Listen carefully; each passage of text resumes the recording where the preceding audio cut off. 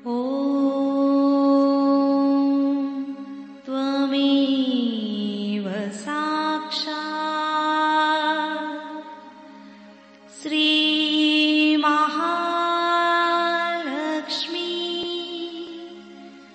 महासरस्वती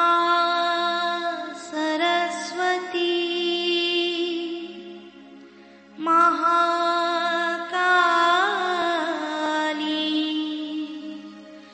त्रिगुणात्मिका कुण्डलिनी साक्षात् श्री आदिशक्ति माताजी श्री निर्मला देवी नमो नमः। ॐ त्वमेव साक्षात् श्री कल्की साक्षात् श्री आदिशक्ति माताजी श्री निर्मला देवी नमो नमः। ॐ त्वमेव साक्षात् श्री कल्की साक्षात् श्री सहस्रार स्वामिनी मोक्ष प्रदायिनी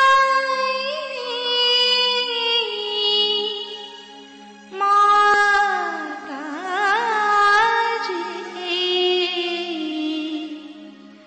श्री निर्मला देवी नमो नमः।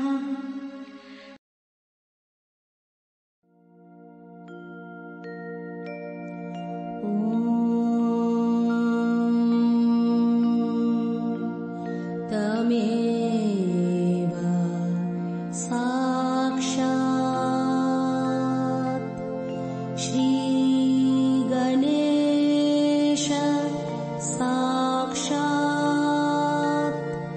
श्री आदिशक्ति माताजी श्री निर्मला देवी नमो नमः।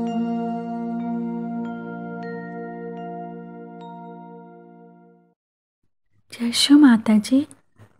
दोनों हाथ माँ के सामने हृदय में श्री माता जी को नमन करते हुए, परम पूजनीय श्री माता जी, हम सभी के हृदय में अपना स्थान ग्रहण कीजिए।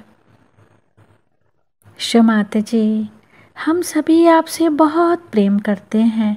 हम सभी के हृदय में अपना पूरा प्यार भर दीजिए। श्री माता जी, हम आपके श्री कालरात्रि स्वरूप को कोटि कोटि नमन करते हैं।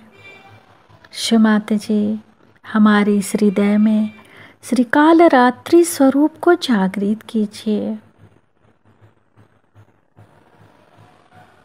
संपूर्ण चित्त बीचों बीच हृदय में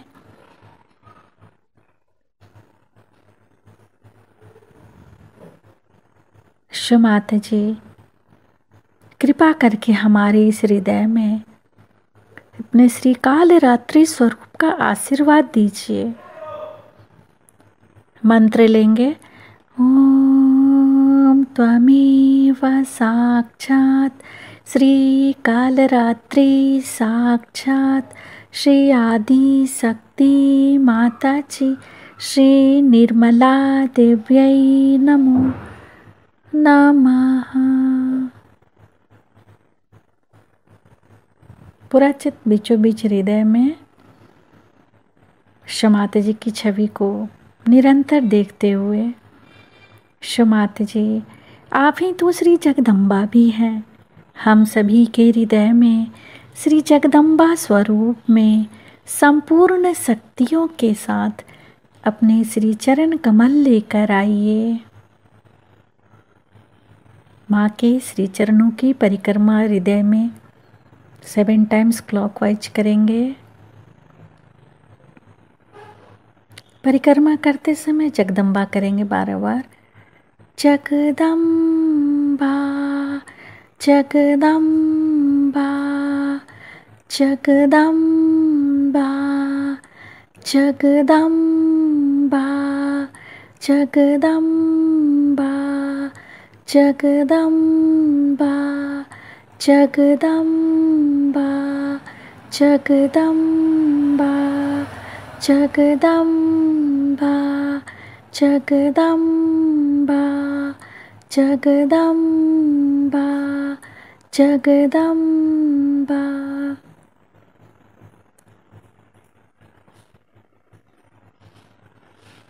हृदय में शिव माता जी को स्थिर करते हुए, शिव माता जी हमारे इस हृदय के द्वार को खोल दीजिए।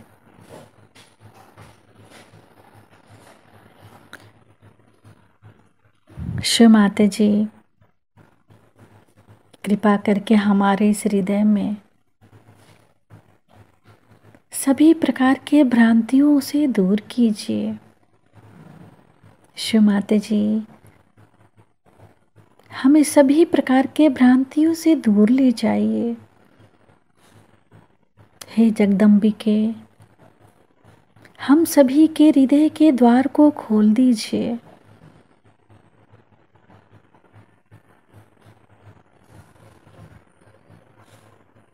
हमारे इस हृदय में जो कुछ भी असत्य है, क्रोध है, हिंसा है, कृपा करके हमारे इस हृदय की मलिनता को दूर कीजिए और इसमें आप विराजिए। श्री माता जी धीरे धीरे अपने संपूर्ण चित्त को अपने पूरी एड़ा नाड़ी पे, नीचे से ऊपर एड़ा नाड़ी पर अपने चित्त को उठाते हुए आज्ञा तक श्री महाकाली मंत्र पूरे एड़ा नाड़ी पर नीचे से ऊपर जाते हुए श्री महाकाली मंत्र ओम त्वमेव साक्षात् श्री महाकाली भैरव साक्षात् श्री आदि शक्ति माता जी श्री निर्मला देव्यै नमो नमः।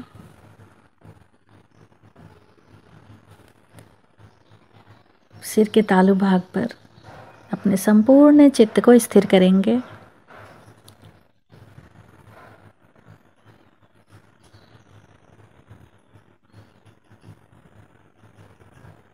शिव माता जी हम आपको सुन सकें ऐसे कृपा कीजिए।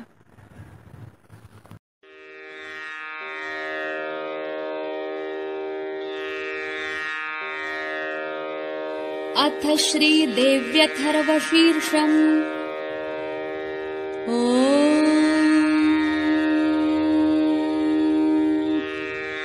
श्रीगणेशाय नमः। ॐ सर्वे वै देवा देवीम् उपतस्थुकासित्वम् महादेवीति सा ब्रवीत् अहम् ब्रह्मस्वरूपिणी मत्तः प्रकृतिपुरुषात्मकम् जगत् शून्यम् च शून्यम् च अहम् आनन्द अनानन्दौ अहम् विज्ञानाविज्ञाने अहम् ब्रह्मा ब्रह्मणि द्वे ब्रह्मणि वेदितव्ये इति चाथर्वणी श्रुतिः। अहम् पञ्चभूतानि अहं पञ्चतन्मात्राणि अहमखिलं जगत् वेदोऽहमवेदोऽहम् विद्याहमविद्याहम् अजाहमनजाहम् अधश्चोर्ध्वं च तिर्यक्चाहम् अहं रुद्रेभिर्वसुभिश्चरामि अहमादित्यैरतविश्वदेवैः अहं मित्रावरुणो बुभौ बिभर्मि अहमिन्द्राग्नि अहमश्विनावुभौ अहं सोमं त्वष्टारं पूषणं भगं दधामि अहं विष्णुमुरुक्रमं ब्रह्माणमुत प्रजापतिं दधामि अहं दधामि द्रविणं हविष्मते सुप्राव्ये यजमानाय सुव्रते अहं राष्ट्री संगमनी वसूनां चिकितुषी प्रथमा यज्ञियानाम् अहं सुवे पितरमस्य मूर्धन्मम योनिरप्स्वन्तः समुद्रे य एवं वेद स देवीं सम्पदमाप्नोति ते देवा अब्रुवन् नमो देव्यै महादेव्यै शिवायै सततं नमः नमः प्रकृत्यै भद्रायै नियता प्रणता स्मताम् तामग्निवर्णां तपसा ज्वलन्तीं वैरोचनीं कर्मफलेषु दुष्टाम् दुर्गां देवीं शरणं प्रपद्यामहे असुरान्नाशयित्र्यै ते नमः देवीं वाचमजनयन्त देवास्तां विश्वरूपाः पशवो वदन्ति सा नो मन्द्रेषु मूर्जन्दुहाना धेनुर्वागस्मानुपसुष्टुतैतु कालरात्रीं ब्रह्मस्तुतां वैष्णवीं स्कन्दमातरम् सरस्वतीमरितिं दक्षदुहितरं नमामः पावनां शिवाम् महालक्ष्म्यै च विद्महे सर्वशक्त्यै च धीमहि तन्नो देवी प्रचोदयात् अदितिर्ह्यजनिष्टदक्षया दुहिता तव तान् देवा अन्वजायन्त भद्रा अमृतबन्धवः कामो योनिकमला वज्रपाणिर्गुहा सा मातरिश्वाभ्रमिन्द्रः पुनर्गुहा सकला मायया चापृथक् क्लेशा विश्वमातादिविद्याः एषात्मशक्तिः एषा विश्वमोहिनी पाशाङ्कुशधनुर्बाणधरा एषा श्रीमहाविद्या य एवं वेद स शोकन्तरति नमस्ते अस्तु भगवति मातरस्मान् पाहि सर्वतः सैषा वैष्णवी अष्टौ वसवः सैवैकादश रुद्राः सैषा द्वादशादित्याः सैषा विश्वे देवाः सोमपा असोमपाश्च सैषा यातुधाना असुरा रक्षांसि पिशाच यक्षसिद्धाः सैषा सत्वरजस्तमांसि सैषा ब्रह्म विष्णुरुद्ररूपिणी सैषा प्रजापति इन्द्रमनवः सैषा ग्रहनक्षत्रज्योतिःकलाकाष्ठादिविश्वरूपिणी तामहं प्रणौमि नित्यम् पापापहारिणीं देवीं भुक्तिमुक्तिप्रदायिनीम् अनन्तां विजयां शुद्धां शरण्यां सर्वदां शिवाम् वियदीकारसंयुक्तं वीतिहोत्रसमन्वितम् अर्धेन्दुलसितं देव्या बीजं सर्वार्थसाधकम् एवमेकाक्षरं ब्रह्म यतयः शुद्धचेतसः ध्यायन्ति ब्रह्मानन्दमया ज्ञानाम्बुराशयः वाङ्मया ब्रह्मभुस्तस्मात् षष्ठवक्त्रसमन्वितम् सूर्यः अवामश्रोत्रबिन्दुसंयुक्तष्टात् तृतीयकम् नारायणेन सम्मिश्रो वायुश्चाधरयुक्ततः विच्चेन्नवार्णकोर्णः स्यात् महदानन्ददायकः हृत्पुण्डरीकमध्यस्थाम् प्रातः सूर्यः समप्रभाम् पाशाङ्कुशधराम् सौम्याम् वरद अभयहस्तकाम् त्रिनेत्राम् रक्तवसनाम् भक्तकामदुघाम् भजे नमामि त्वाम् महादेवी महाभयविनाशिनि महादारिद्र्यशमनि महाकारुण्यरूपिणि यस्याः स्वरूपम् ब्रह्मादयो न जानन्ति तस्मादुच्यते अज्ञेया यस्या अन्तो न लभ्यते तस्मादुच्यते अनन्ता यस्या लक्ष्यम् नोपलक्ष्यते तस्मादुच्यते अलक्ष्या यस्या जननम् नोपलक्ष्यते तस्मादुच्यते अजा एकैव सर्वत्र वर्तते तस्मादुच्यते एका एकैव विश्वरूपिणी तस्मादुच्यतेऽनेका अत एव उच्यते अज्ञेया अनन्ता अलक्ष्या अजा एका अनेका मन्त्राणाम् मातृका देवी शब्दानाम् ज्ञानरूपिणी ज्ञानानाम् चिन्मयातीता शून्यानाम् शून्यसाक्षिणी यस्याः परतरम् नास्ति सैषा दुर्गा प्रकीर्तिता तान् दुर्गान् दुर्गमान् देवीन् दुराचारविघातिनीम् नमामि भवभीतोऽहम् संसारार्णवतारिणीम् इदमथर्वशीर्षम् योऽधीते स पञ्च अथर्वशीर्ष जपफलम् आप्नोति इदमथर्वशीर्षमज्ञात्वा योर्चाम् स्थापयति शतलक्षम् प्रजप्त्वापि नार्चा शुद्धिम् च विन्दति शतमष्टोत्तरम् चास्य पुरश्चर्या विधिस्मृतः दशवारम् पठेद्यस्तु सद्यः पापैः प्रमुच्यते महादुर्गाणि तरति महादेव्या प्रसादतः सायमधियानो दिवसकृतम् पापम् नाशयति प्रातरधियानो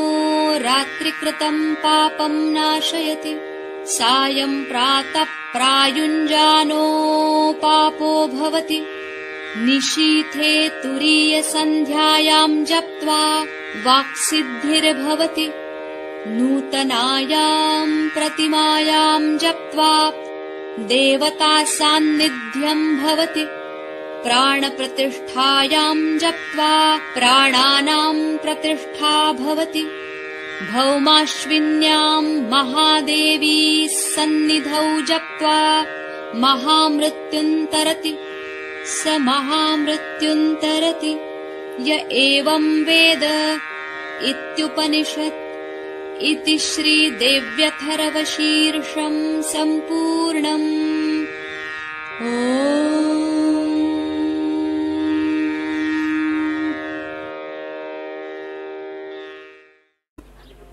Today is a special day. There is a combination of two things happen. आधी मी इंग्लिश मध्ये बोलते मग मराठीत बोलते.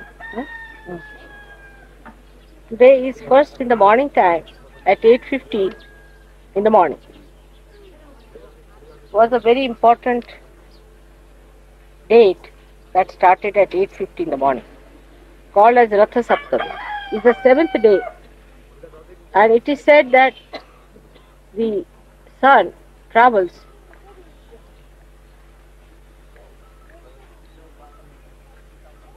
with his seven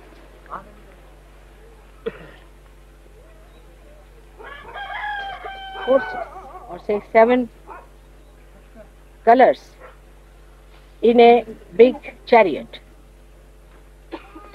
And today they celebrate this day as the day when the sun travels with the divine vibrations all over the world and illumines. It was too early for any one of you to do this. So till I got up very early, of course, and worked out that part for me. The second important thing, which is a combination, is a very, very auspicious thing. That you get on one day 2 dates. One is Ratha Saptami.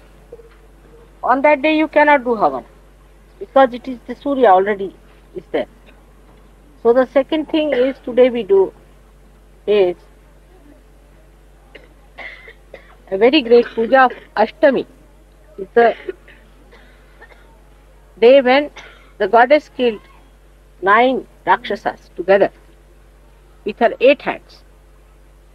So today is a very special day for which a very special attention is needed. It's only at the behest of the bhaktas that the goddess took her form and killed all these Rakshasas. Also, with her 8 hands, she killed Mahishasura. That's why she is called as Mahishasura Mardini. She is called as Navachandi, the one who has killed 9 Chandas, means 9 Rakshasas she has killed. So it's a very important day and very vital and very deep. It's very simple to say, Mother, we have fixed your puja on such and such day. Nobody thinks what Mother has to work behind the whole thing. You see. You can't fix my puja. It's not proper. It is I who can tell you what time is the best for you to do. So it starts at 2 minutes past 12. So now we can start it. And that's why though I delayed my bath, but that would be too late. So I started my bath little early. 2 पळे म्हणजे 12 वाजता. 2 पळे. Then only you can do it. So today is the day of the goddess, a very important day that you are here. Somehow we are having all the pujas on 9 days. That's why I am wearing this special type of a sari, which is to be used for Ashtapuja. Vahana is a tiger as well as a lion. Imagine where I am staying, there's a photograph of a tiger and a lion both in that room. You can go and see for yourself. Normally you never get these, but that is there. It's a beautiful photograph enlarged of a tiger and a lion. So in the morning, the Surya was very beautiful. I don't know if you saw the morning sun. At least tomorrow try to see. It's not important how long you sleep here, what food you eat, whether you get it in time and all that. You should get rid of these habits. It's very important that these regularities and all these mundane type of thing, the bounding of timing and all that, you must get out of it space and time, everything. And should not go on worrying about things because you get so exhausted.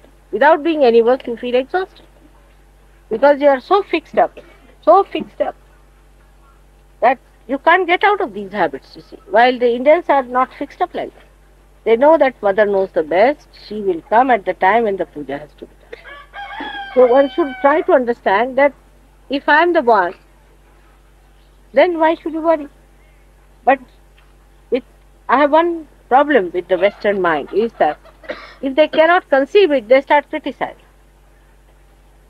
Instead of making yourself subtler and subtler to conceive the beauty of the divine, if you don't get it, you start criticizing on any part. Anything you can get hold of and you start criticizing. So that's not the way we can grow. That's why I'm telling you beforehand that this puja is very important, and at this puja you have to request that these 9 chandas who are still there should be killed, and this Mahishasura also should be killed. They should be driven out. And that's how it is going to work out, and it's very important. Very important. I have to work it out myself. See, it's not easy. just to organize a program like a preside over something, you just come along. It is not that. It's much, much deeper. It is much deeper significance, much deeper work has to be done. So many things have to be worked out. It's a very subtle thing. And the more you discuss it, the more you talk about it, you lose. You should keep quiet and absorb. So today is not a day of such a mundane time. It's very important. In this small place where we are sitting, we are doing a tremendous job. And you people who are suffered the most on account of these Rakshasas should be absolutely intensively be careful that these sinners must go out. Something has to be done. Instead of thinking about yourself and your inconveniences, your troubles and whatever you call them, which are not so important at all. You are saints and you must support all divine work by complete understanding. On the contrary, if you are so much worried about your own things, I mean, you are of no use to yourself or to Maharaj. So I would say that even some people will see that this happened, that happened. Perhaps the group is a bit too big to accommodate in all these places. I always had a feeling that the group is increasing a bit too much. And we didn't have any idea of so many people coming in. But doesn't matter. We are sharing, we are settled down, there's a place to sleep. And if you can understand this, see that these things are not important, then you go to England and just sleep, or you go to Australia and just sleep. You have all the time to do all that. Just now you are here to become subtler and subtler. Now the time has started and the Brahmin also came at the right time. So we have to be one with the subtlety. Sahaja Yoga is not possible if you want to see it from a gross level. You cannot understand. I have already told you that without realization you cannot have Sahaja Yoga. But even after realization, if you stick on to those old things which belongs to the egg time, you will have no advantage. So try to become subtler and subtler. And don't think about it. You will relax, you will feel better, it will relax. That you should have food at the right time, this at the right time, this should be the food. This is, I mean, it's such a stuck up thing, you know. We cannot be stuck up with food, we cannot be stuck up with all these things. You are going to a level where nobody has reached. With this understanding, if you become surrendered, means not to give me anything, but to get rid of your ego and your stuck up ideas which there have been, it would be a very good thing. When you discuss also among yourselves, nobody should discuss inconvenience. I told you that in a village it's a very difficult thing with hazard. You don't have to go to Himalayas, but traveling through India is not easy. And I had told all of you, I live with much more conveniences and comfort than any one of you live. But I can adjust myself much more. So you should also try to forget about it. Don't talk of your inconvenience. That will make you very gross. The one who becomes subtler and subtler can only achieve something. Today is another day, called Bhishma Ashtami. It's the day when Bhishma was a great saint who took a great vow.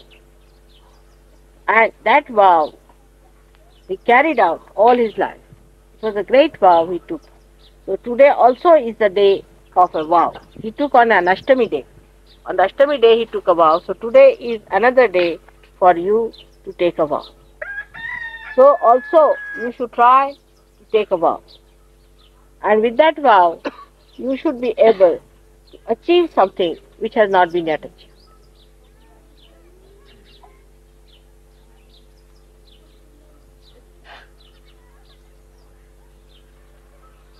This achievement is not only for this place. It is not only for Maharashtra. It is not only for India. It is not only for the whole world, but for the whole universe. So you are playing a very important, vital role. And one should try to improve one's quality of life, quality of personality. Unless and until you have that substantial quality, nothing is going to work. This is what I am telling them, that you must work out in such a way that you become substantially dedicated to such. Not just for your sake, not just for your family or for your country, but for the whole universe. So you are the seeds who are going to create that great atmosphere that will bring forth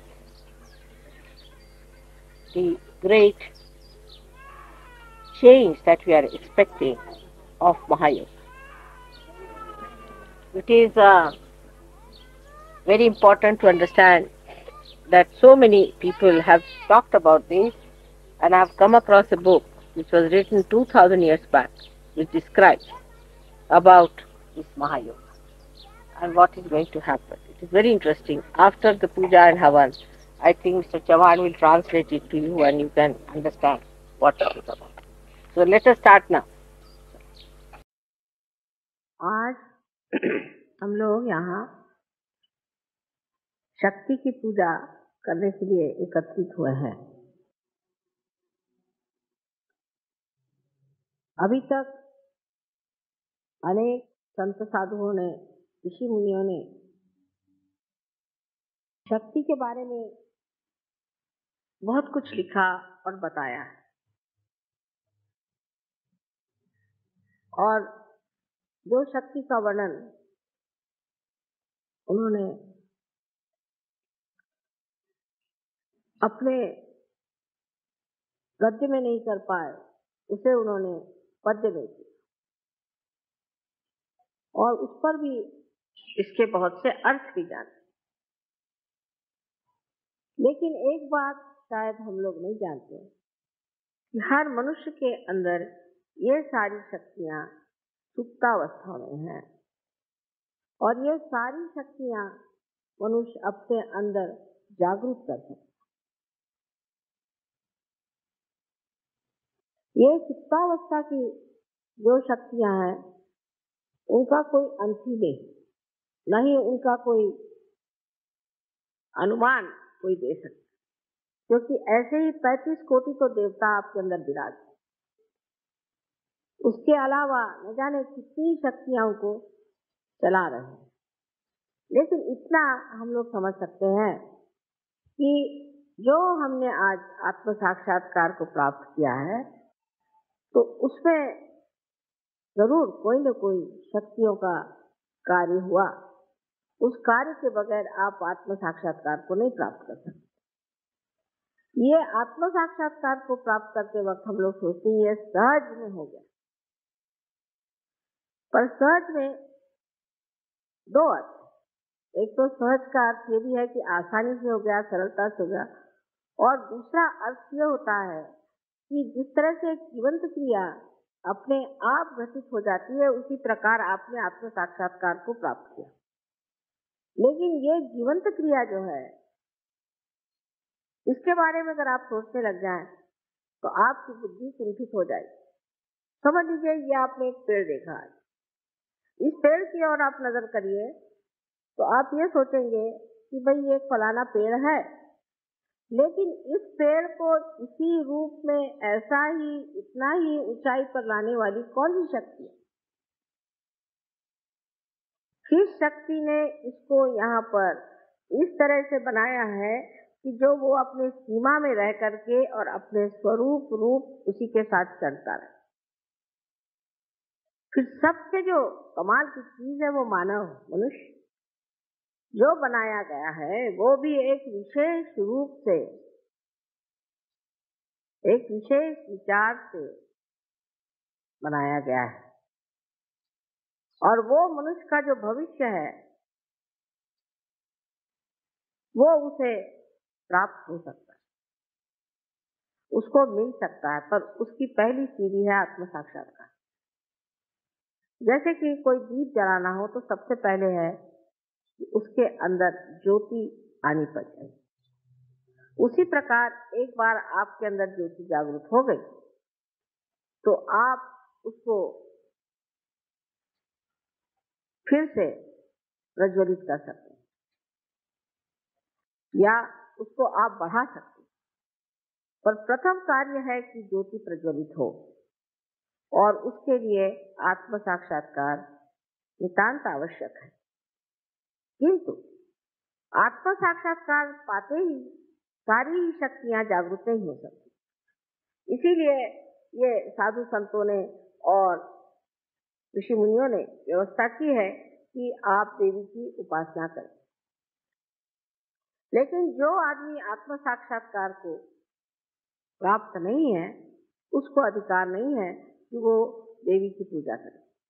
बहुत से लोगों ने मुझे बताया कि वो सप्तशती का कभी अगर पाठ करें और उनका यूं हवन करते हैं तो उन पर बड़ी आफतें आ जाती हैं और उनको बड़ी तकलीफ हो जाती है और वो बहुत सफर करते हैं।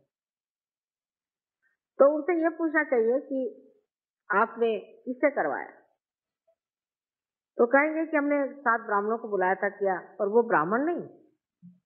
जिन्होंने ब्रह्म को जाना नहीं वो ब्राह्मण नहीं। और ऐसे ब्राह्मणों से कराने से ही देवी रुष्ट हो गई और आपको तकलीफ हुई। तो आपके अंदर एक बड़ा अधिकार है कि आप देवी की पूजा कर सकते हैं और साक्षात देवी की पूजा कर सकते हैं। यह अधिकार सबको नहीं है। अगर कोई कोशिश करे तो उसका उल्टा परिणाम हो सकता है, उसका विपरीत परिणाम हो सकता है। सबसे बड़ी चीज है कि शक्ति जो है वो जितनी ही आपको आरामदेही है, जितनी वो आपके सर्जन का व्यवस्था करती है, जितनी वो आपके प्रति उदार और प्रेममयी है, उतनी ही वो क्रूर और क्रोधमयी है। कोई बीच का मामला नहीं है, या तो अति उदार है और या तो अति क्रोधित है। बीच में कोई मामला चलता नहीं। वजह यह है कि जो लोग वहां दुष्ट हैं, राक्षस हैं और जो संसार को नष्ट करने पे आमादा है, जो लोगों को भूल भुलैया में लगाए हुए हैं और कलयुग में अपने को अलग अलग बता करके कोई साधु बना है तो कोई पंडित बना हुआ है, कोई मंदिरों में बैठा है तो कोई मस्जिदों में बैठा है, कोई मुल्ला बना हुआ है, कोई पोप बना हुआ है, तो कहीं कोई पॉलिटिशियन बना हुआ है। ऐसे अनेक अनेक कपड़े परिधान करके जो अपने को छिपा रहा है, जो कि राक्षसी वृत्ति का मनुष्य है, उसका नाश होना आवश्यक है। लेकिन ये जो नाश की शक्तियां हैं, इसके तरफ आपको नहीं जाना चाहिए। आप सिर्फ इच्छा मात्र करें और ये शक्तियां अपने ही आप कार्य कर लें। तो सारे संसार में जो ये चैतन्य बह रहा है, ये उसी महामाया की शक्ति है और इस महामाया की शक्ति से ही सारे कार्य होते हैं। और ये शक्ति सब चीज सोचती है, जानती है, सबको पूरी तरह से व्यवस्थित रूप से लाती है, जिसे कहते हैं ऑर्गेनाइज कर लेती है। और सबसे बड़ी चीज है कि ये आप पर प्रेम करती है और इसका प्रेम निर्वाज्य है। इस प्रेम में कोई भी मांग नहीं, सिर्फ देने की इच्छा है, आपको पनपाने की इच्छा है, आपको बढ़ाने की इच्छा है, आपकी भलाई की इच्छा है। लेकिन इसी के साथ साथ जो चीजें कांटे बन करके आपके मार्ग में रुकावट डालेंगे, आपके धर्म में खलल डालेंगे या किसी भी तरह से आपको तंग करेंगे, ऐसे लोगों का नाश करना अत्यावश्यक है। लेकिन उसके लिए आप अपनी शक्ति न लगाएं। आपको सिर्फ चाहिए कि आप उस शक्ति के लिए सिर्फ पाचारण करें, आवाहन करें देवी का, और उनसे कहिए कि ये जो अमानुष लोग हैं, इनका आप नाश करें। ये तो पहली चीज हो गई। तो आपको छुट्टी मिल गई कि आप कोई भी आप पे अगर अत्याचार करे, कोई भी आपसे बुराई से बोले, कोई आपको सताए, तो आप पे एक और विशेष रूप से एक स्थिति है जिसमें आप निर्विचार हो जाए। तो सारी चीज को एक आप साक्षी रूप से देखना शुरू करें, एक नाटक करें। जैसे अजीब पागल आदमी मेरे पीछे पड़ा हुआ, इसको क्या करने का है? उसका पागलपन देखिए, उसका मनस्ताप देखिए, उसकी तकलीफें देखिए, और आप उस पर हंसी, अजीब बेवकूफ है। उसके लिए आपको कोई तकलीफ उठाने की जरूरत नहीं। उसके लिए सिर्फ आपको आपका जो किला है वो निर्विचारिता, उसमें जाना चाहिए। और निर्विचारिता में जाते ही साथ आपकी जो कुछ भी संजोने वाली शक्तियां हैं, आनंद देने वाली शक्तियां हैं, प्रेम देने वाली शक्तियां, वो सब की सब समेट करके आपके अंदर आ जाए। लेकिन जब तक आप इन चीजों में उलझे रहेंगे और जब तक आप ये सोचते रहेंगे इसको मैं कैसे इसका सर्वनाश कर दूं, इसको मैं किस तरह से खत्म कर दूं, इस पे मैं क्या इलाज कर लूं, और इस तरह के आप षड्यंत्र बनाते रहेंगे, तब तक आप सच्ची मानिए कि उसका असर आप पे होगा, उस पर नहीं।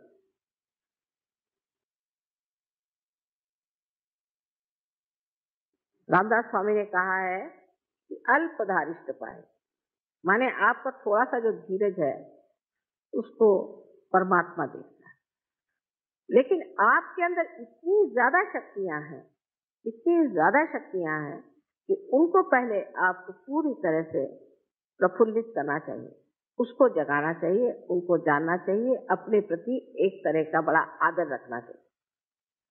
अब ये शक्तियां नष्ट होती हैं, स्वयोगियों में भी जागती है फिर नष्ट हो जाती है, जागती है फिर नष्ट हो जाती है। उसकी क्या वजह? एक बार जगी हुई शक्ति क्यों नष्ट होती?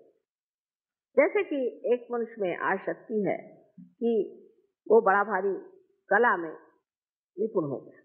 स्वयोग में आने से बहुत से लोग कला में निपुण हो गए, कला के बारे में जान गए, उनमें एक तरह की बड़ी चेतना आ गई, उनका सृजन बहुत बढ़ गया। लोग देख के कहते हैं कि वाह, एक कलाकार ऐसा है कि समझ ही नहीं आता। पर फिर वो उसी कला में उलझ जाता है, फिर उसकी शोहरत हो गई, नाम हो गया, उसी में उलझते जाता है।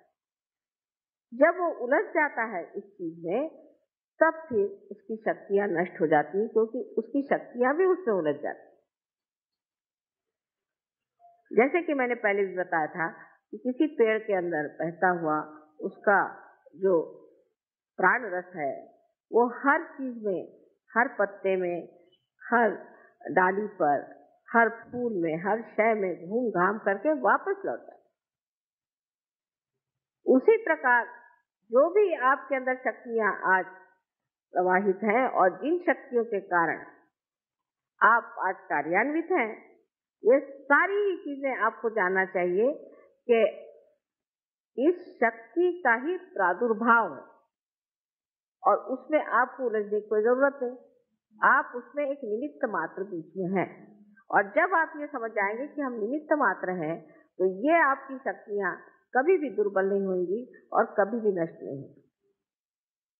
इसी प्रकार अनेक बार मैंने देखा है कि सहयोगियों का चित्त जो है वो ऐसी चीजों में उलझते जाता है। कोई चीज से भी वो बड़प्पन में आ जाए, कोई भी चीज से उन्होंने बहुत प्रगति पा ली। आप जानते हैं कि बहुत से स्टूडेंट्स जो कि क्लास में कुछ नहीं कर पाते थे, फर्स्ट क्लास में आने लग गए, सब कुछ बहुत अच्छा हो गया, तो फिर वो कभी सोचने लग जाए कि वाह, हम तो कितने बड़े हो गए। जैसे ही ये सोचना शुरू हो गया, वैसे ही ये शक्तियां आपकी खत्म हो और गिरती जाए। अब सोचना ये है कि हमें क्या करना। अगर समझ लीजिए किसी आदमी का एकदम बिजनेस बढ़ गया, या उसको खूब रुपया मिलने लग गया, या उसके पास कोई विशेष चीज आ गई, तो उसे क्या करना चाहिए?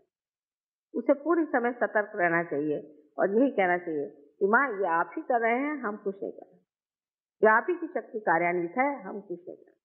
बहुत जरूरी कि आप सतर्क रहें, क्योंकि उसके बाद जब आपकी शक्तियां खत्म हो जाएंगी तो आप खुद ही कहेंगे कि माँ, सब चीज डूब गई, सब खत्म हो गया। ये कैसे? जो शक्ति कार्य कर रही है उसको कार्यान्वित होने। जैसा एक पेड़ है, समझ लीजिए, उस पेड़ के पत्ते कैसे गिरते हैं, आपने सोचा है? उसमें बीच में एक बुच के जैसी, जिसे कॉर्क कहते हैं, बीच में आ जाता है। पत्ते और पेड़ के बीच में एक कॉर्क आ जाता है, उसके पास कुछ शक्ति आती नहीं तो वो गिर जाता है पत्ता। इसी प्रकार मनुष्य का भी होता है कि आज उसकी शक्ति एक महान शक्ति से जुटी हुई, और वहां से वो उसे प्राप्त कर रहा है। लेकिन जैसे ही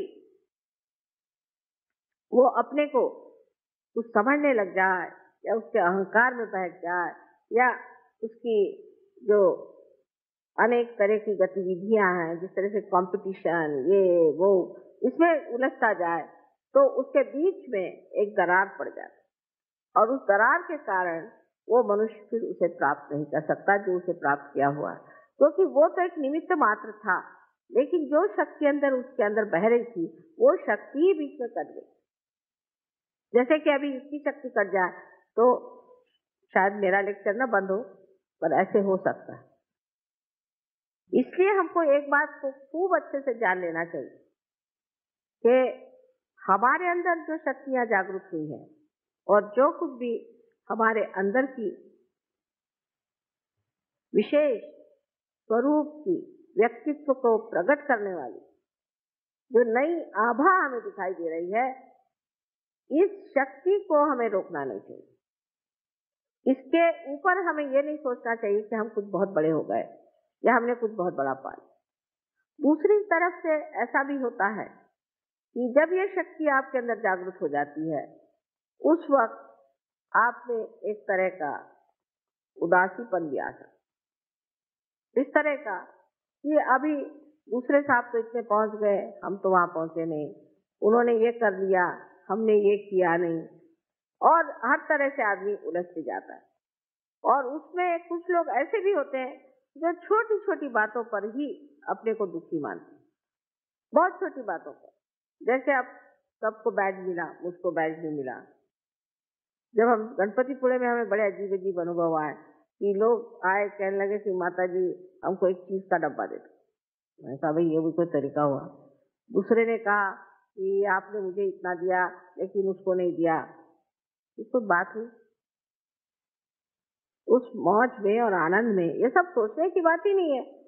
छोटी छोटी बात में वो दुखी हो जाते हैं। फिर ऐसी जिसको बहुत बड़ी बात समझते कि किसी का, समझ लीजिए पति ने विछोह कर दिया या किसी पति का रास्ता ठीक नहीं रहा तो पत्नी रोते बैठेगी, या किसी की पत्नी ठीक नहीं रहे तो पति रोते बैठेगा। अरे भाई आपकी कितने बार शादियां हो चुकी पहले जन्म में, और अब इस जन्म में एक शादी हुई है, चलो इसको किस तरह से खत्म करो। उसी के पीछे में आप लोग रात दिन परेशान रहो कि मुझ पे ये दुख आ गया, मेरे बच्चे का ऐसा हो गया, मेरे बच्ची का ऐसा हो गया, उसका ऐसा हो गया, उसका ऐसा हो गया। इसका कोई अंत है? इसको कोई पार कर सकता है? क्योंकि इतनी छोटी सी चीज है कि वो तो पकड़ी भी नहीं आती। इतनी शुद्र बात है कि वो मेरे पकड़ी भी नहीं आती कि उसको क्या, आप कोई भी आएगा तो ऐसी छोटी छोटी बातें मुझे बताते, मुझे बड़ी हंसी आती और मैं चुपचाप सुनती रहती हूँ। लेकिन मैं कहती हूँ कि आप सहयोगी, सागर के जैसा तो आपका हृदय मैंने बना दिया और हिमालय के जैसा आपका मैंने मस्तिष्क बना दिया, और आप ये क्या चुटुट पुटुट बातें कर रहे हो कि जिसका कोई मतलब ही नहीं रहता। इसकी बात, उसकी बात, दुनिया भर की फालतू की बातें करना, और जो सहज की बात है वो बहुत कम होती है, उसमें मौन लगता है। तो सहज में तो कुछ हमने ध्यान ही नहीं दिया तो सहज में तो मौन हो जाता है। अभी मैंने सुना कि पूना में लोग जरा कम आने लग गए हैं ध्यान में, क्योंकि महाभारत शुरू हो गया है। मैंने तो अभी तक देखा ही नहीं है महाभारत, जो एक देखा है वही काफी। अब देखने की क्या जरूरत है? अब अपने को दूसरा महाभारत करने का है, अब वो महाभारत देखते बैठे हो। अबे ऐसा ही आपको महाभारत देखने का शौक है तो उसकी वो फिल्म मंगा लेना, देख लेना, लेकिन पूजा छोड़ करके और आपका सेंटर छोड़ करके आप महाभारत देखते हैं तो आपकी वो शक्ति कहाँ दिखेगी? वो महाभारत में चली गई। वो महाभारत होके हजारों वर्ष हो गए, उसी के साथ वो भी खत्म हो गए। तो ये जो मनोरंजन पर भी लोगों का एक बड़ा ध्यान रहता है, किस चीज से हमारा मनोरंजन हो, ऐसा ही हर एक चीज में मनुष्य उलझते जाता है। तो कोई भी चीज अति में जाना ही सहज के विरोध में पड़ती है। जैसे अब म्यूजिक का शौक है तो अब म्यूजिक ही म्यूजिक, फिर ध्यान भी नहीं करने का, अब म्यूजिक में पड़े, वो मनोरंजन है। फिर कविता में पड़ गए तो कविता में उलझ गए। कोई भी चीज में अतिशयता में जाना ही सहज के विरोध में जाना है। इस बात को आप गांठ बांध के रखें। और दूसरी चीज कि जो हमारी शक्तियां उनको सम्यक होना चाहिए, तभी हमें सम्यक ज्ञान मिलेगा, माने इंटीग्रेटेड नॉलेज। अगर एक ही चीज के पीछे में आप पड़े रहे और एक ही चीज को आप देखते रहे तो आपको इंटीग्रेटेड नॉलेज नहीं हो सकता है, आपको सम्यक ज्ञान नहीं हो सकता है, आपको एक चीज का ज्ञान होगा। अब जैसे मैंने देखा है कि बहुत सी लेडीज होती हैं, बड़ी पढ़ी लिखी होती हैं, बहुत बड़े से, पर कभी अखबार नहीं पढ़ती, उनको दुनिया में पता ही नहीं कि क्या हो रहा है। उनसे किसी के बारे में पूछिए तो कह ले भाई वो कौन थे हमें पता नहीं। रहे आदमी लोग तो उनका ऐसा है कि उनको सिर्फ ये मालूम है कि कौन सा खाना अच्छा बनता है, किसके घर में अच्छा खाना बनता है, किसके घर जाना चाहिए अच्छा खाने के लिए। खाने के मामले तो हिंदुस्तानी बहुत ही ज्यादा उलझे हुए लोग हैं, बहुत ज्यादा। और औरतें भी ऐसी हैं कि बेवकूफ बनाने के लिए अच्छे अच्छे खाने खिला करके उनको ठिकाने लगाती हैं। इसमें दोनों की शक्तियां उलझ जाती, दोनों। रात दिन ये खाने के बारे में, मुझे आज यही खाने को चाहिए, मुझे आज ये खाने को चाहिए, मैं ये टाइम से खाऊंगा, मैं वो टाइम से खाऊंगा, ये करूंगा। उधर औरतें आदमियों को खुश करने के लिए वही धंधे करती रहती, उसमें औरतों की शक्ति भी नष्ट होती है और आदमियों की भी शक्ति नष्ट होती है। इसलिए मैंने ये एक तरीका निकाला है कि सहज योगियों को सबको खुद खाना बनाना है। अगर किसी ने कहा कि मुझे ये खाने के लिए तो आप ही बनाइए, हालांकि उसके बाद सबको भूखा ही रहना पड़ेगा, पर कोई हर्ज नहीं। आपको कहना कि अच्छा आपको ये चीज खानी है तो आप ही इसको बना दीजिए तो बड़ा अच्छा रहेगा। फिर आप जब आप बनाना शुरू करेंगे तब आप समझेंगे कि ये चीज क्या है। क्योंकि किसी भी चीज को टीका टिप्पणी करनी तो बहुत आसान चीज है, किसी चीज को अच्छा कहना बुरा कहना बहुत ही आसान चीज, लेकिन वो खुद जब आप करने लगते हैं तो पता चलता है कि ये टीका टिप्पणी हम जो कर रहे हैं ये बिल्कुल बेवकूफी है, क्योंकि हमें कोई अधिकार नहीं। तो इस कदर की छोटी छोटी चीजों में भी लोग मुझे आके बताते हैं, मुझे बड़ा आश्चर्य होता है। आप अब साधु हो, आपके अंदर सबसे बड़ी जो शक्ति आई है वो ये, आप कोशिश करके, और मैं जो बात कहती हूँ इससे आपको प्रचिति आएगी, कोशिश करके देखिए। आप जमीन पर सो सकते हैं, आप रास्ते पर सो सकते हैं, आप 10-10 दिन भी भूखे रह जाएं आपको भूख नहीं लगेगी, आप कैसा भी खाना है उसे खा लेंगे, आप कुछ नहीं करेंगे। इसमें आप हमारे प्रदेश के सहयोगियों को देखिए किस हालत में रहते हैं, किस परेशानी में रहते हैं। हमें कुछ वहां पर हिंदुस्तानी सहयोगियों ने बताया कि ब्रह्मपुरी में इंतजाम इस वक्त ठीक नहीं रहा, लोगों का दिमाग ही खराब हो गया था क्योंकि आप नहीं गए तो बहुत तकलीफ हुई उनको खाने पीने की और कुछ अच्छा नहीं लगा, ऐसा बताया। तो मैंने उन लोगों से जाकर पूछा कि भाई सबसे ज्यादा तुमको कहाँ मजा आया? तो उन्होंने कहा ब्रह्मपुरी में सबसे ज्यादा मजा। तो मेरी कुछ समझ में नहीं आया कि इतनी शिकायतें हुई, क्योंकि ब्रह्मपुरी में क्या बात, कहने वहां कृष्णा बहती है, उसके किनारे में बैठो तो लगता है कि माँ जैसी आपकी धारा बह रही। वो सब यही बातें करते रहे, यहाँ ये लोग खाने ही पीने की सोचते रहे। इसीलिए जब कभी कभी लोग कहते हैं कि हम लोगों का समर्पण कम है, उसकी वजह यह है कि हम लोग काफी उलझे हुए लोग, हमारे अंदर बहुत पुरानी परंपराएं हैं। यहाँ अनेक साधु संत हो गए, बड़े बड़े लोग हो गए, बड़े बड़े आदर्श हो गए, और उन आदर्शों के वजह से हमें मालूम है कि अच्छाई क्या है, बड़ी क्या है।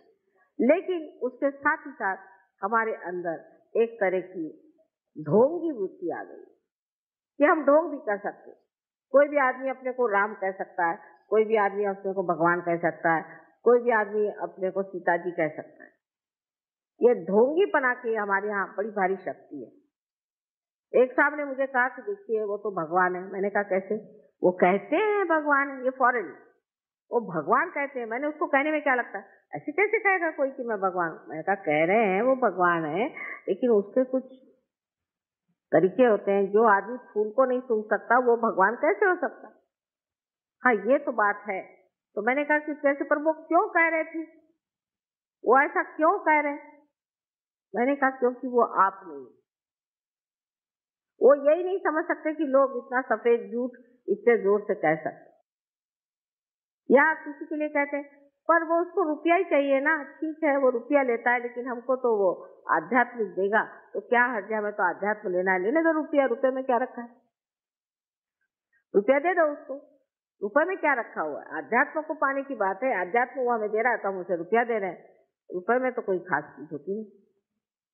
ये जो उनकी तैयारी आज हो गई है, वो हमारे अंदर तैयारी अभी तक हो नहीं पाई। इसके लिए क्योंकि हमारे सामने आदर्श बहुत अच्छे हैं, महाभारत है, राम है, ये है, वो है, और हम उसी कीचड़ में बैठे हुए। अगर कोई कीड़ा कहे कि मैं कमल हो गया तो हो नहीं सकता, और उसको कमल बना भी दिया तो भी ढंग वही चलेगा। इसलिए यह समझ लेना चाहिए कि हमारे अंदर जो इतनी ऊंची ऊंची बातें हो गई हैं, और जिससे हम चारों तरफ से पूरी तरह से हम ढके हुए, और जिसके कारण हम लोग बहुत ऊंचे भी हैं, लेकिन जब तक हम अपने को ये न समझे कि हमें वही होना है जो हम देख रहे हैं, इस मामले में हमारे अंदर आंतरिक इच्छा हो, ऊपरी नहीं, अंदर से लगना चाहिए। क्या हमने उसे प्राप्त किया? क्या हमने अपने ध्येय को प्राप्त किया? क्या हमने उसे पाया है? उससे हमें पाना है। इस मामले में ईमानदारी अपने साथ करनी, और जब तक ईमानदारी नहीं होगी तब तक शक्ति आपके साथ ईमानदारी नहीं कर सकती। ये आपका और अपना निजा संबंध है। अनेक तरह से आप अपने को पड़तालिए और देखिए कि हमारे अंदर ये शक्तियां क्यों नहीं जागृत हो सकती, क्यों नहीं हम इसे पा सकते। कारण हम खुद ही अपने को एक तरह से काटे चले जाते। तो किसी भी तरह की ढोंगी वृत्ति का सहयोग में स्थान नहीं। हृदय से आपको महसूस हो रहा है, हर एक चीज को हृदय से पाना चाहिए, अपने अंतर आत्मा से उसे जानना चाहिए।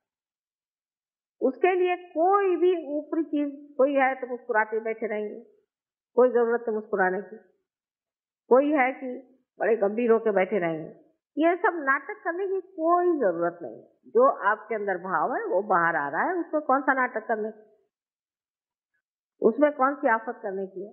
जो हमारे अंदर भाव है वही हम प्रकटित कर रहे हैं, क्योंकि हमारे अंदर जो भाव है वो इस शक्ति से बहता हुआ बाहर चला रहा है और उसी को हम प्रकटित कर रहे हैं। और जो लोग इस तरह से एक बार समझ लें कि हमें पूरी तरह से ईमानदारी से सहयोग करना, वो धीरे धीरे इसमें खिसकते जाए। जिस तरह से वहां पर मैं लोगों में देखती हूँ आत्मसमर्पण, उसमें मैं ये जरूर कहूंगी कि उस आत्मसमर्पण के पीछे में एक बड़ी भारी कमाल है, और वो कमाल ये है कि वो सोचते हैं कि सिर्फ हमारा कल्याण आत्मिक ही होना है, हमारा आत्मिक कल्याण होना है, और कोई भी बात वो नहीं सोचते। सहयोग के लाभ अनेक हैं, आप जानते हैं, इससे तंदुरुस्ती अच्छी हो जाएगी, आपको पैसे अच्छे मिल जाएंगे, आपकी नौकरी अच्छी हो जाएगी, आपका दिमाग ठीक हो जाएगा, आपके बच्चों का भला हो जाएगा, और दुनिया भर की चीजें जितनी भी आप जिसको आप संसारिक कहते हो जाएंगी, और उसमें भी आपका नाम हो जाएगा, शोहरत हो जाएगी, जिनको कोई भी नहीं जानता है वो तक उनका नाम हो जाएगा, वो तक लोग जानेंगे, सब कुछ होगा। लेकिन हमें क्या चाहिए? हमें तो अपनी आत्मिक उन्नति के सिवाय और कुछ नहीं। हम सिर्फ आत्मिक उन्नति पाते। जब वो आत्मिक उन्नति मनुष्य में हो जाती है तब मनुष्य सोचता ही नहीं है सब। उसके लिए सब कप पदार्थ है, सारी लक्ष्मी उसके पैर धोए उसके लिए वो कप पदार्थ है। कोई भी उसके लिए चीज ऐसी नहीं है कि जिसके लिए वो लालायित हो या परेशान हो। इस कदर वो समर्थ हो जाता है। अगर है तो है, नहीं है तो नहीं है, मिले तो मिले, नहीं है तो नहीं। ये जब अपने अंदर ये स्थिति आ जाए, मनुष्य स्थिति पे आ जाए, तब सोचना चाहिए कि सहयोगियों ने अपने जीवन में कुछ प्राप्त किया। जब तक ये स्थिति प्राप्त नहीं होती तो आपकी नाव डामाडोल चलती रहेगी और आप हमेशा ही कभी इधर तो कभी उधर घूमते रहेंगे। पहले अपने को स्थापित करने की जो महान शक्ति आपके अंदर है वो है श्रद्धा। उस श्रद्धा को हृदय से जानना चाहिए और उसकी मस्ती में रहना चाहिए, उसके मजे में आना चाहिए, उसके आनंद में आना चाहिए। तो जो ये श्रद्धा की आह्लाददायी शक्ति है, उस आह्लाद को लेकर रहना, उस एक्सटेसी में रहना चाहिए, उस सुख में रहना चाहिए। और जब तक मनुष्य उस आह्लाद में पूरी तरह से घुल नहीं जाएगा, उसके सारे जो कुछ भी प्रश्न हैं, प्रॉब्लम्स है, वो बने ही रहेंगे, बने ही रहेंगे। क्योंकि प्रॉब्लम्स वगैरह सब माया है, ये सब चक्कर है। अगर किसी से पूछे भाई तुम्हें क्या प्रॉब्लम है, तो मुझे 100 रुपया मिलना चाहिए, तो मुझे 50 रुपये मिले। जब 100 रुपये मिले तो क्या प्रॉब्लम है, मुझे 200 रुपये मिलने चाहिए, तो मुझे 100 ही रुपये मिले। वो तो खत्म ही नहीं हो रहा। फिर दूसरा क्या प्रॉब्लम है कि मेरी बीवी ऐसी है, फिर तुम दूसरी बीवी कर लो, वो भी ऐसी है, तीसरी आई वो भी ऐसी। तो आपके प्रॉब्लम्स नहीं खत्म हो रहे, क्योंकि आप स्वयं इनको नहीं खत्म कर रहे हैं।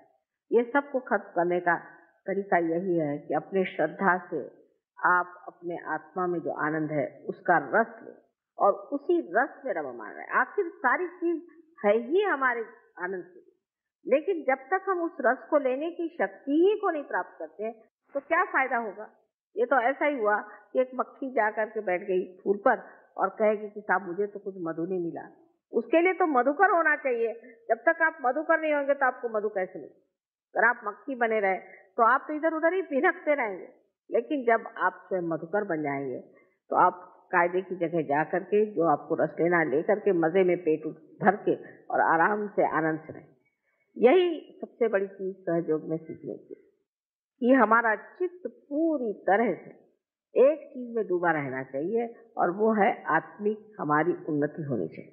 पर उसका मतलब ये नहीं कि पूरी समय अपने को बंधन देते रहो या पूरी समय आंखें बंद करके और जैसे मराठी में कहते हैं शेंडी बांधू, उसकी कोई जरूरत नहीं। सर्वसाधारण तरीके रोजमर्रा के जीवन को कुछ भी न बदलते हुए जैसे आप हैं वैसे ही उसी दशा में आपको चाहिए कि आप अपने अंदर जो हृदय में आत्मा है उसके रस को प्राप्त करें। जब उसका रस झरना शुरू हो जाता है तो आप ही में कबीर बैठे हैं और आप ही में नानक बैठे हैं और आप ही में सारे बड़े बड़े जितने संत साधु हो गए, तुकाराम, नामदेव, एकनाथ, सब आप ही लोगों में बैठे। और उनको इतना विचारों को कोई बताने वाला भी नहीं था, उनको संभालने वाला कोई नहीं था, उनके संरक्षण के लिए कोई नहीं था। ये सब आपको प्राप्त है। आप तो अच्छी छत्र छाया में बैठे हुए, तो भी अब आप उस छत्र छाया में बैठ करके एक अपनी भी छत्र खोल लेते हैं और उसके बारे में फिर चर्चा करते हैं, तो इससे तो आपकी शक्तियां कम हो ही जाएंगी। इस पर हमें गौर करना चाहिए कि हमारी कितनी शक्तियां और हमारे अंदर कितनी शक्तियां हमने देखी और वो कैसे कार्यान्वित हो रही। आप जो चाहे सो सकते, जो जे वांछिल ते तोला है। जो आप इच्छा करेंगे वो आपको मिलेगा, लेकिन आपकी इच्छा ही बदल जाएगी, आपके तौर तरीके ही बदल जाएंगे। जैसे आज अब कोई महाभारत नहीं देखने को रुकेगा, क्या सोचेगा, अरे बाप रे आज माँ का इतना अच्छा समय बंधा हुआ है, माँ स्वयं आ रही है, पूजा का मौका है, सारी दुनिया से लोग दौड़े आए। अब बाहर अमेरिका से अभी मैं जा रही हूँ तो कहा एक दिवाली पूजा जरूर करना, उसके लिए मेरे ख्याल से सारे ब्रह्मांड से लोग वहां पहुंच जाए। लेकिन यहाँ कलकत्ते से भी लोगों को आने मुश्किल हो जाती है, कलकत्ते से भी। और साक्षात हम बैठे हुए हैं, ऐसे ऐसे लोग हैं कि जो बिल्कुल आसानी से आ सकते, अपने काम के लिए 10 मरतबा दौड़ेंगे, लेकिन इसको नहीं समझते कि कितनी महत्वपूर्ण चीज है, इसका महत्व नहीं समझ पाते क्योंकि श्रद्धा कम। वो कहते जब हम रिटायर हो जाएंगे तब आएंगे, सुविधा के साथ। रविवार के दिन करिए, पर एक दिन उससे पहले छुट्टी होनी चाहिए, नहीं तो बाद में छुट्टी होनी चाहिए। अब ऐसे रोने सूरत लोगों के लिए क्या सहयोग है? ये घोड़े कहाँ तक जाएंगे, ये तो खच्चर भी नहीं। जो लोग इस तरह की बातें सोचते हैं वो सहयोग में कहाँ तक पहुंचेंगे, ये मेरी समझ में नहीं आती। कि सब सुविधा होनी चाहिए, सैटरडे संडे होना चाहिए, और उसमें से भी हम जैसे ही प्रोग्राम खत्म होगा भाग जाएंगे तो कि हमको कल दफ्तर में जाना है। तुम जाओगे कल भी, सब ठीक हो जाएगा, लेकिन अगर आप ऐसी जल्दबाजी करोगे तो खंडाला के घाट में आपको रोक लेंगे हम। लेकिन ये सब चूल, ये सब शैतानियां हम कितनी भी करें, लेकिन आपकी अकल में जब तक ये चीज घुसेगी नहीं, क्या फायदा। तो चाह रहे हैं कि किसी तरह से आपको रास्ते पर लाए। अब रास्ते पे लाने पर अगर बार बार आप लोग फिसल पड़े तो कितनी हमें मेहनत करनी पड़ेगी, और आप में जो शक्तियां जागृत हो सकती हैं, जो अपने आप पनप सकती हैं, बढ़ सकती हैं, वो सारी शक्तियां कहां से कहां नष्ट हो जाए। तो अपने को पहले आपको संवारना है, अपने शक्तियों के गौरव में उतरना है, और ये जानना है कि हमारे अंदर कितनी शक्ति है और हम कितनी शक्तियों को प्राप्त कर सकते हैं, हम कितने ऊंचे उठ सकते हैं, हम क्या क्या लाभ दूसरों को दे सकते हैं। इतना भंडारा हमारे अंदर पड़ा हुआ है, सारा कुछ खुल गया, चाबी मिल गई। अब खुल जाने पर सिर्फ उसमें से निकाल के लोगों को बांटना और उसका मजा उठाना। आज ये जो शक्ति की पूजा हो रही है, असल में मैं चाहती हूँ कि आप जानिए कि आपकी ही शक्ति की जागृति होनी चाहिए, जिससे आप एक बड़े ईमानदार और एक सच्चे तरीके से श्रद्धामय हो जाए। साधु संतों को कुछ कहना नहीं पड़ता था, वो मार खाएंगे, पीछे जाएंगे, उनको जहर देंगे, चाहे कुछ करिए, उनकी लगन नहीं छूटती। अब आप लोगों को तो कनेक्शन लगा दिया, लेकिन वो इतना ढीला कनेक्शन है कि बार बार लगाना पड़ता है। फिर से किसी बात से छूट जाता है, फिर से किसी बात से लगाना पड़ता है। तो अब सोचना ये है आप कि हमारे अंदर की सारी ही शक्तियां हमें जागरूक करनी है, तो फिर कोई कमी नहीं रह जाएगी, कोई आपके सामने प्रश्न ही नहीं रह जाएंगे। इन शक्तियों का जागरूक करना बहुत आसान है। एक ही बात है, आपकी लगन होनी चाहिए। जिसको लगन हो जाएगी, जो पूरी तरह से लगन से सहयोग में उतरेगा और जिसका हमेशा जी सहयोग पे ही खींचा रहेगा, उधर ही ध्यान रहेगा, उसका सब तो क्षेम हो ही जाएगा। पर पहले योग घटित होना चाहिए, और आधा अधूरा योग किसी काम का नहीं। न इधर के रहे न उधर के रहे, ऐसी हालत हो जाएगी। एक छोटे से बी में हजारों वृक्ष निर्माण करने की शक्ति है, तो आप तो ऐसे हजारों वृक्षों के मालिक मनुष्य हैं, और उनमें से हजारों लोगों को आप भी शक्तिशाली बनाने की शक्ति आपके अंदर है। लेकिन अगर इस बीज का अंकुर निकलने के बाद अगर आप रास्ते पे फेंक दीजिए और इसकी परवाह न करें, और इसका अगर पेड़ नहीं हुआ, तो इसकी शक्ति कुंठित हो जाएगी। तो अपने लिए पूरी तरह से आप इसका अंदाज करें कि हम क्या हैं और हम क्या कर रहे हैं और कहाँ तक हम पहुंच सकते हैं। इससे आपस के झगड़े, छोटी छोटी क्षुद्र बातें, ऐसी चीजें जो कि रास्ते पर के लोग भी न करें, असभ्यता, ये तो अपने आप से ही ढह जाए, वो तो बचने ही नहीं वाले। लेकिन आपका जो स्वयं सुंदर स्वरूप है वो निखर आएगा, और लोग कहेंगे कि ये है एक शक्तिशाली मनुष्य खड़ा हुआ है, एक विशेष स्वरूप का आदमी खड़ा हुआ है, एक महान कोई व्यक्ति है जो कि ऐसा अनूठा उसका सारा व्यवहार है, वो किसी से डरता नहीं, निर्भय है, जहाँ कहना है कहता है, जहाँ नहीं कहना नहीं कहता है। भी आ जाए, बाबा भी आ जाए, फिर बाबा के नाना भी आ जाए, सो हो नहीं सकते। जो आप है उस लायक वो लोग नहीं, वो नालायक है। जो नालायक है उनको छोड़ देना चाहिए, उसे क्यों झगड़ा करना। नालायक लोगों से झगड़ा करने को जरूरत, नसीब आपके फूटे जो नालायक से शादी कर ली, ऐसा सोचना चाहिए। और नसीब आपके फूटे जो नालायक आपके माँ बाप है। जो नालायक है उनको काहे को जबरदस्ती सहयोग मिलाना और मेरे खोपड़ी पे लादना कि साहब माँ इसको ठीक करो, क्योंकि वो मेरी बीवी है, क्योंकि वो मेरा बाप है, क्योंकि मेरा बाबा, मेरा दादा, मेरा उनसे कोई रिश्ता नहीं बनता। अगर वो सहयोग में नहीं है तो उनको आप नालायकों को बाहर ही रखिए। जो लायक लोग हैं उनसे रोज दोस्ती करिए, उनके मजे में रहिए, आपको जरूरत क्या है। पर यही बात हम लोग नहीं समझ पाते कि ये दुनिया, ये रिश्ते ऐसे चलते रहते हैं, इसमें कुछ रखा नहीं। हाँ, अगर आपकी जिसके साथ में संगति है वो आपके साथ उठ सके, आपके साथ चल सके, आपके साथ बन सके तो ठीक है, और नहीं तो ऐसे नालायक लोगों को कोई जरूरत नहीं सहयोग में लाने।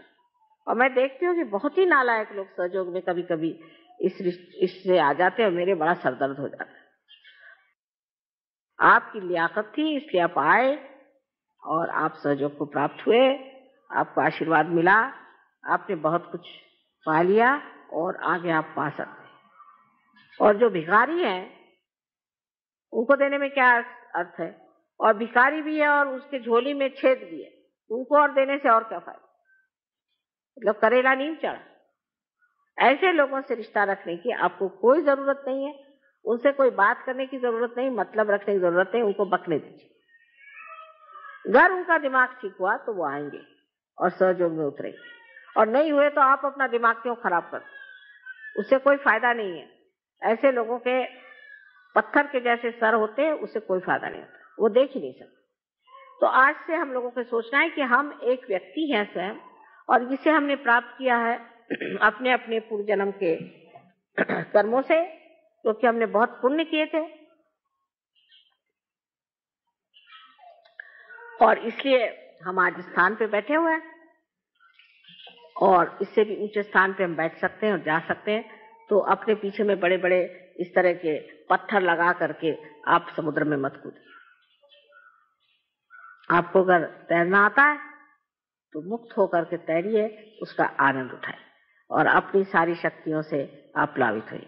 आज मेरा अनंत आशीर्वाद है कि आपके अंदर की सुप्त सारी ही शक्तियां जागृत हो, और धीरे धीरे आप इसको महसूस करें, और उसके जो अंदर से प्रवाह की विशेष धाराएं बहें, उसके अंदर आप आनंद लूटें। यही मेरा आपको सबको अनंत आशीर्वाद।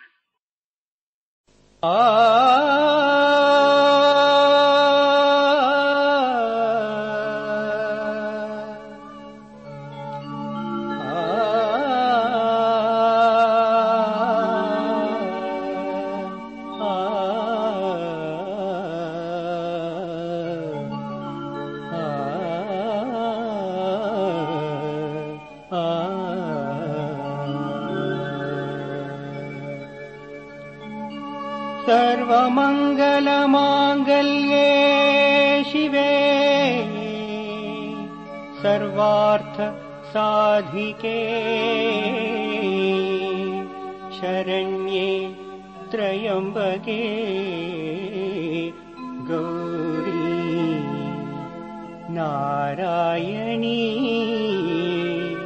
नमोस्तुते।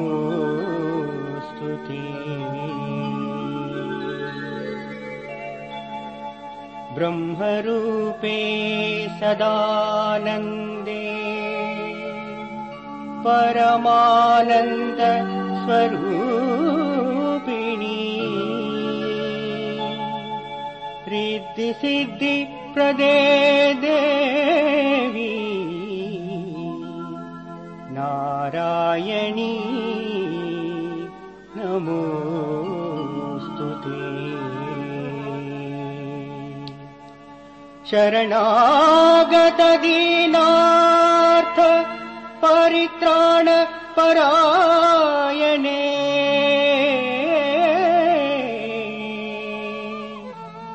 सर्वस्वार्थी हरे देवी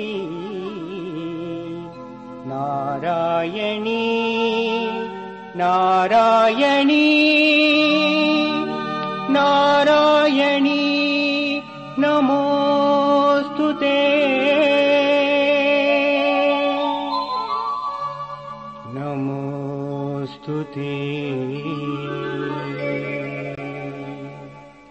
भवानी दयानी भवानी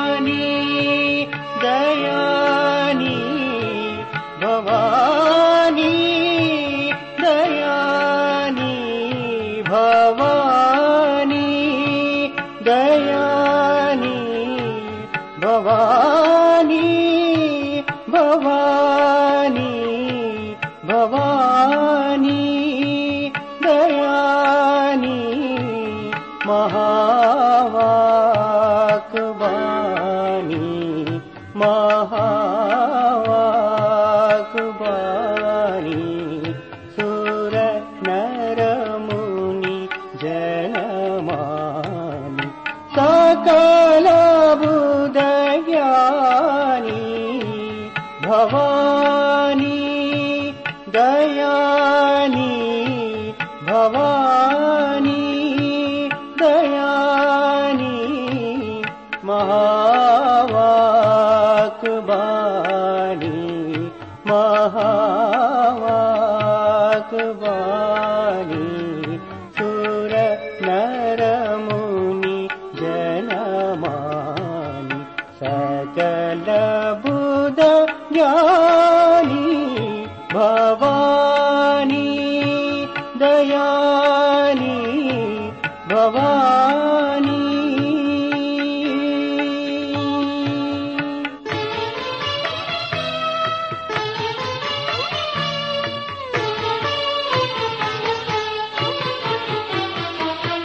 जग जननी जगजानी जग जननी जगजानी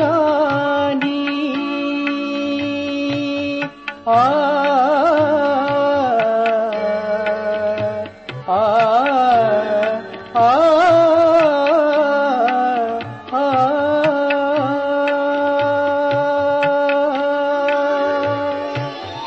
जग जननी जगजानी जग जननी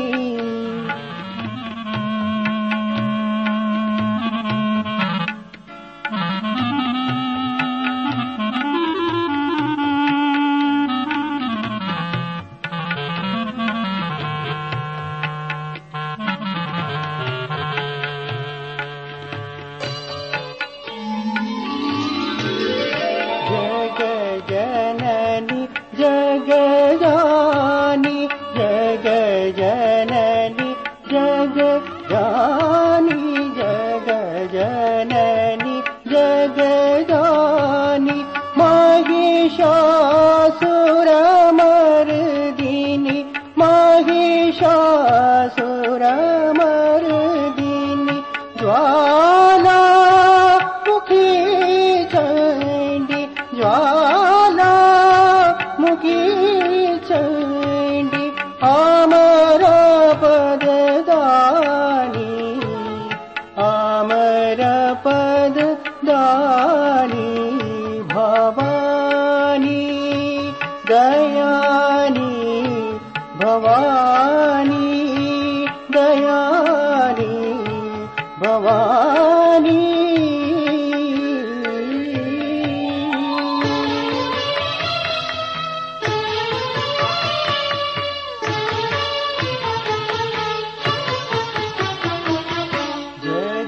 जननी जगजानी आ आ आ जग जननी जगजानी महिषासुरमर्दिनी ज्वाला मुखी चंडी अमर पददानी भवानी दयानी भवानी दयानी भवानी भवानी भवानी दयानी महावाक्बानी महावाक्बानी सुर नर मुनि जनमानि सकल बुध ज्ञानी भवानी दयानी भवानी भवानी भवानी